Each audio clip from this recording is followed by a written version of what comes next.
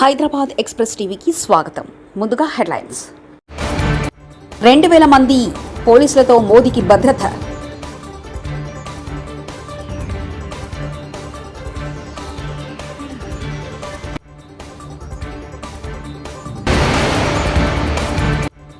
రాజకీయ కక్షతోనే రాష్ట్ర అధికార చిహ్నంలో మార్పులు. కేటీఆర్.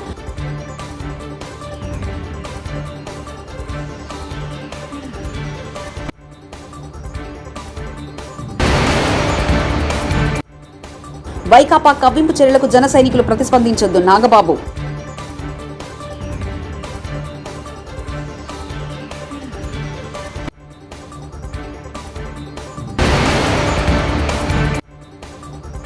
ఓట్ల లెక్కింపు రోజు అలజడి సృష్టిస్తే అరెస్టు చేస్తాం. సీఈఓ ముఖేష్ కుమార్.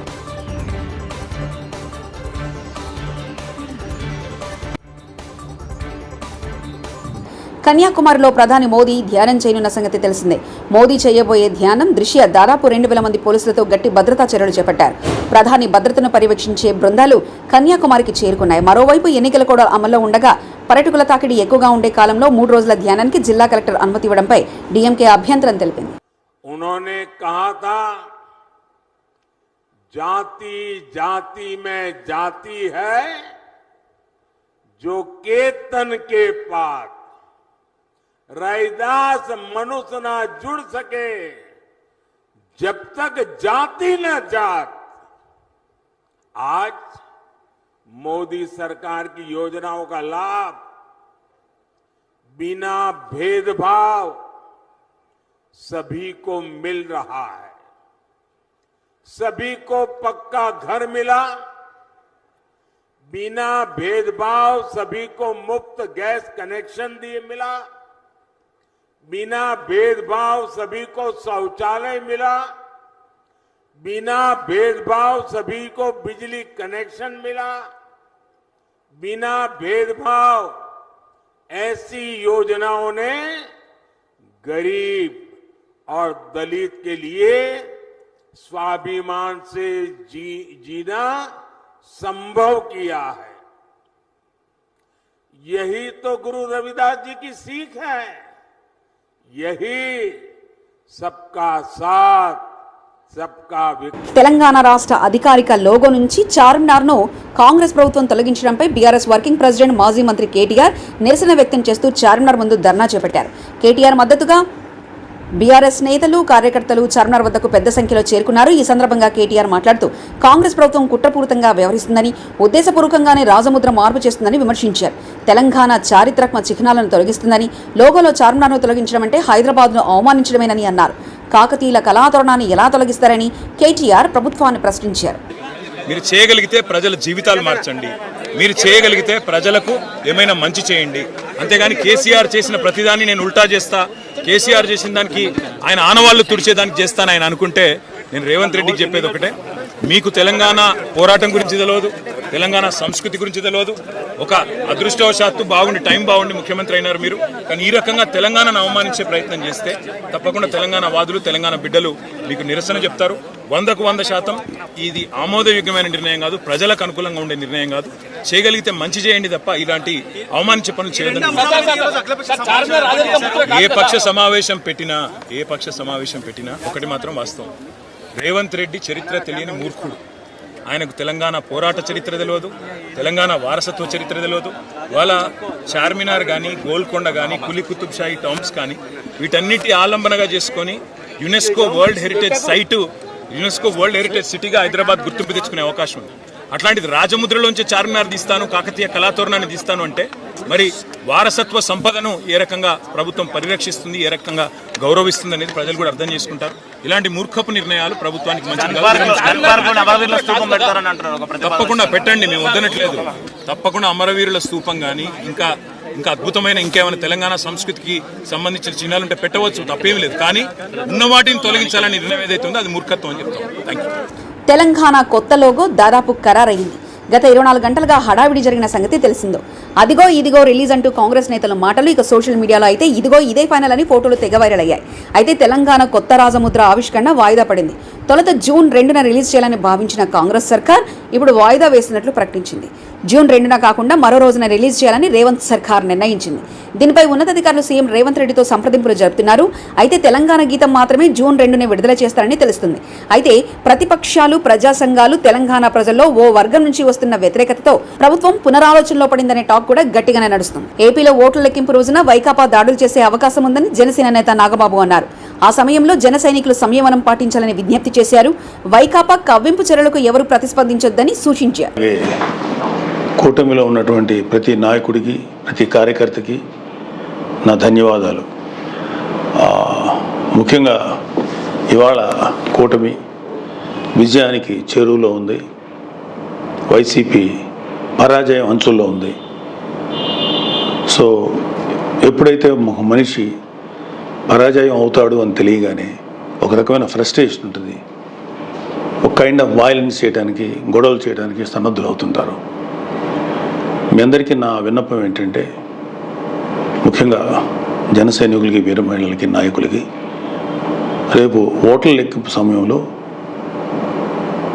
మనం సంయమనం పాటించి ప్రభుత్వానికి, ఎన్నికల సంఘం వారికి, పోలీసులకి మనం చక్కగా సహకరిద్దాం. అలాగే వైసీపీ వారి యొక్క ఎటువంటి కవ్వింపు చర్యలకి ప్రతిస్పందించద్దు అని చెప్పి మిమ్మల్ని అందరినీ మనస్ఫూర్తిగా కోరుకుంటున్నాను. ఎందుకంటే ఏమీ లేని నాకు ఎగిరెగిరి పడుతుంది, అన్నీ నాకు అడిమడిగా ఉంటుంది అన్నట్టు మనందరం సైలెంట్గానే ఉందాం. ప్రజాస్వామ్యానికి వ్యతిరేకంగా మనం ఏం చేయొద్దు. పోలీసులకి, ఎన్నికల సంఘానికి సంపూర్ణంగా సహకరిద్దాం. మన డెమోక్రటిక్ స్పిరిట్ని మనం నిలబెట్టుకుందాం. ఖచ్చితంగా రేపు రాబోతున్నది మన కూటమి ప్రభుత్వమే. కాబట్టి ఓడిపోయే వాళ్ళు చేసేటువంటి కవ్వింపు చర్యలకి, వాళ్ళు చేసేటువంటి అల్లర్లకి మీరు ప్రతిస్పందించొద్దు. తప్పులు చేసిన వారు ఏపీ వదిలి వెళ్లేందుకు సిద్ధమయ్యారని తెలుగుదేశం పార్టీ నేత ఆనం వెంకటరామరెడ్డి అన్నారు. నెల్లూరులో నిర్వహించిన మీడియా సమావేశంలో ఆయన మాట్లాడారు. ప్రపంచంలో ఎక్కడున్నా తిరుమల తిరుపతి దేవస్థానం ఈవో ధర్మారెడ్డి జైలుకి వెళ్లడం ఖాయమన్నారు.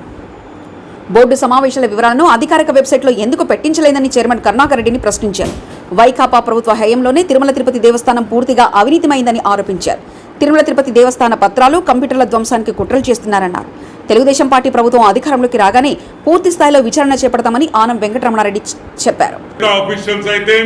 పోలీస్ డిపార్ట్మెంట్ లో ఉన్న వాళ్ళైతేమి, తప్పులు చేసిన ప్రతి ఒక్కరూ ఆంధ్ర రాష్ట్రం వదిలి పారిపోయేదానికి సిద్ధముగా ఉన్నారు.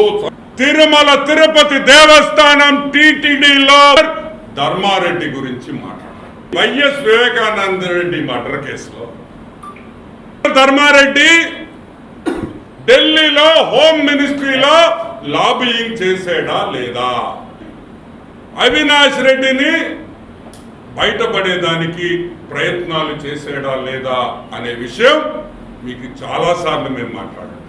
చేశాడు చేశాడు చేశాడు అని ఈరోజు నేను చెప్పటం లేదు. వైఎస్ కుటుంబంలో సభ్యురాలు వైఎస్ సునీతారెడ్డి గారు చెప్తున్నారు. వీడిని చూసి ఆశ్చర్యపోయాను, వీడికేం పని ఇక్కడ.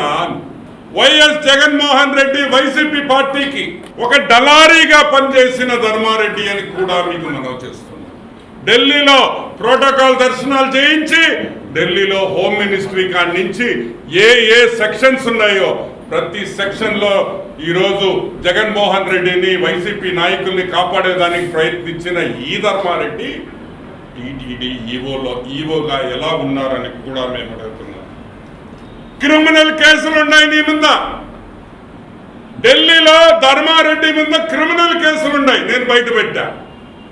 దొంగ సంతకాలు చేసి దొంగ ఎఫిడవిట్లు ఇచ్చిన ధర్మారెడ్డి ఈరోజు ఏపీ గవర్నమెంట్ ఎలా కొనసాగించింది అని మేము ప్రశ్నిస్తున్నాం. టీటీడీ ఈవోగా మీరు పెట్టి నడిపిస్తారా? గ్రేట్ వైవి సుబ్బారెడ్డి లైవ్ లో పెట్టారు. తిరుమల తిరుపతి దేవస్థానం బోర్డు మీటింగ్ లైవ్ లో పెట్టారు. ఎందుకు ఆపేశారు? ఎందుకు ఆపేశారు? భయమేసిందా? క్యాష్ విషయాలు బయటకు వస్తుందని భయమేసిందా? జనాలకు తెలిసిపోతుందా? ఈ 4 బోర్డు మీటింగులలో పూర్తిగా వర్కులు, వేల కోట్ల రూపాయల వర్కులు 10% కమిషన్ కి కరుణాకర్ రెడ్డి, ధర్మారెడ్డి అమ్ముకున్నారనేది వాస్తవం, నిజం. దానివల్ల ఎజెండా టీటీడీ వెబ్సైట్లో పెట్టలేదు. 300 రూపాయల టికెట్ 3000 రూపాయలకి బ్లాక్లో అమ్మింది వాస్తవమా కాదా? ప్రోటోకాల్ దర్శనం అయితే 1,00,000 రూపాయలు మనిషికి. 1,00,000 రూపాయలు ప్రోటోకాల్ దర్శనానికి మంత్రులు, ఎమ్మెల్యేలు, వైసీపీ నాయకులు అమ్ముకున్నారా లేదా? 100 కోట్ల రూపాయల టికెట్ల అమ్మే స్కామ్ ఇది అని కూడా నేను మనవి చేస్తా ఉన్నా. చైర్మన్ కోట అసలు చెప్పనే బల్లేవాడు ప్రసాద్ మొత్తం టీటీడీ టికెట్లు బ్లాక్లో అమ్మే దాంట్లో ఇతను సిద్ధహస్తుడు.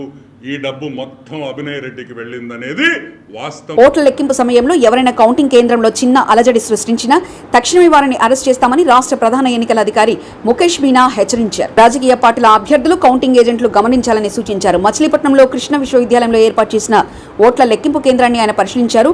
కౌంటింగ్ కేంద్రం వద్ద 144 సెక్షన్ అమల్లో ఉంటుందని, సిఆర్పీఎఫ్ దళాలు భద్రతను పర్యవేక్షిస్తున్నాయని చెప్పారు. ఎన్నికల ఫలితాల తర్వాత ఎవరు విజయోత్సవ ర్యాలీలు నిర్వహించకూడదని సూచించారు. Send out of this counting center.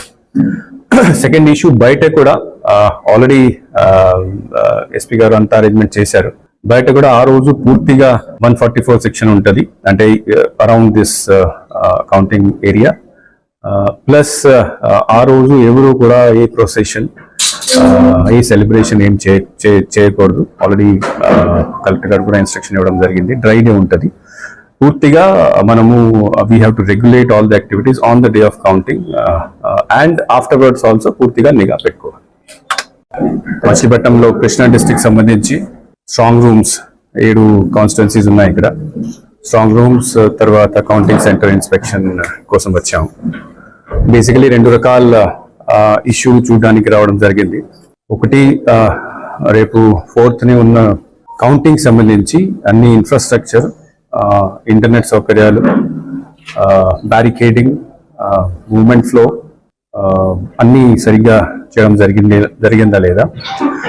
Second, security విషయంలో what type of arrangements are here. So ఈరోజు అన్ని చూసిన తర్వాత ఆల్ టేబుల్స్ అన్ని ప్రతి కాన్స్టిట్యున్సీలో 14 టేబుల్స్ పెట్టడం జరిగింది. All halls are properly now prepared. Internet facility కూడా ఏర్పాటు చేశారు.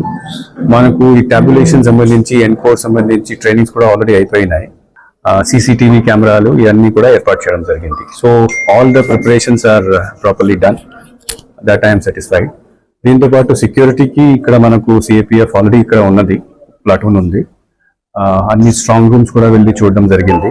డబల్ లాక్స్ ఉన్నాయి, సీసీటీవీ కెమెరా కవరేజ్ ఉన్నది, 24 hours సర్వేలెన్స్ ఉంది. ఎన్నికల ముందు వైనాట్ 175 నినాదాన్ని గట్టిగా వినిపించిన వైసీపీ ఫలితాల సమయం దగ్గర పడుతున్న వేళ స్వరం మార్చిందా అంటే అవుననే సమాధానం వినిపిస్తుంది. వరుసగా రెండోసారి అధికారంలోకి వస్తామంటూ పోలింగ్ ముందు వరకు కాన్ఫిడెన్స్ గా ఉన్న వైసీపీ నేతలను ప్రస్తుతం ఓటమి భయం వెంటాడుతుందట. అధికారంలో ఉన్నప్పుడు తాము చేసిన పాపాలకు శిక్ష అనుభవించాల్సి వస్తుందేమోనని భయపడుతున్నారట. పోలింగ్ ముగిసిన తర్వాత ఓటింగ్ సరళిని గమనిస్తే ఓటర్లలో ఎక్కువ మంది వైసీపీకి వ్యతిరేకంగా ఓటు వేశారనే ప్రచారం బాగా జరిగింది. దీంతో ఫలితాలు తమకు ప్రతికూలంగా వస్తాయనే టెన్షన్ వైసీపీ నేతలను వెంటాడుతున్నట్లు తెలుస్తుంది. అధికారం తమదేనంటూ విశ్వాసం వ్యక్తం చేసిన వైసీపీ నేతలు ప్రస్తుతం ఓటమి తప్పేలా లేదని అంచనాలు వేసుకుంటున్నారట. ఫలితాల సమయం దగ్గర పడుతున్న కొద్దీ వైసీపీ నేతల్లో ఆందోళన పెరుగుతున్నట్లు తెలుస్తుంది. ముఖ్యంగా కొందరు నేతలైతే ఫలితాల తర్వాత విదేశాలకు వెళ్లిపోయేందుకు ప్లాన్ వేసుకుంటున్నారన్న ప్రచారం కూడా జోరుగా సాగుతుంది. చెన్నై విమానాశ్రయం కన్నా భిన్నంగా నగరానికి 2వ విమానాశ్రయంగా కాంచీపురం జిల్లా పరందూర్ పరిధిలో గ్రివెల్డ్ ఎయిర్పోర్ట్ రాబోతుంది. ఈ ప్రాజెక్టుకు 20,000 కోట్లతో చేపట్టాలని అంచనా వేస్తున్నారు. టెండర్లను ఆహ్వానించేందుకు ప్రభుత్వం కసరత్తు ప్రారంభించింది. ప్రస్తుతం లోక్సభ ఎన్నికలు కూడా అమల్లో ఉండడంతో ఈ గడువు పూర్తయిన తర్వాత పూర్తి స్థాయిలో రంగంలోకి దిగాలని చూస్తున్నారు. టెర్మినల్ 2 వైపులా రన్వేలు నిర్మించనున్నారు. నటుడు బాలకృష్ణ ఇటీవల ఓ సినిమా ఫంక్షన్లో వేదికపైనే ఓ నటిని తోసేయడంతో వైసీపీ శ్రేణులు విమర్శల వర్షం కురిపిస్తున్నారు. బాలకృష్ణకు సభ్యత, సంస్కారం లేవని, పిచ్చాసుపత్రికి మరోసారి తరలించాలని కామెంట్లు చేస్తున్నారు. వీటిపై టీడీపీ శ్రేణులు అటాక్ దిగాయి. తల్లిని చెల్లిని గౌరవించిన వ్యక్తి అధ్యక్షునిగా ఉన్న పార్టీ నేతలు అన్ని రంగాల్లో మహిళలకు పెద్దపీట టీడీపీ వేస్తుందని, టీడీపీని విమర్శించడం సిగ్గుచేటని అంటున్నారు. 2,000 మంది పోలీసులతో మోదీకి భద్రత.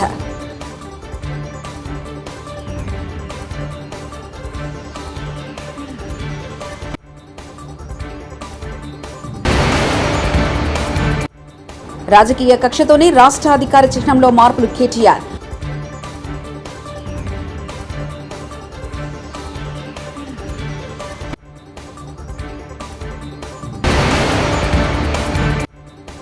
వైకాపా కవ్వింపు చర్యలకు జన సైనికులు ప్రతిస్పందించొద్దు నాగబాబు.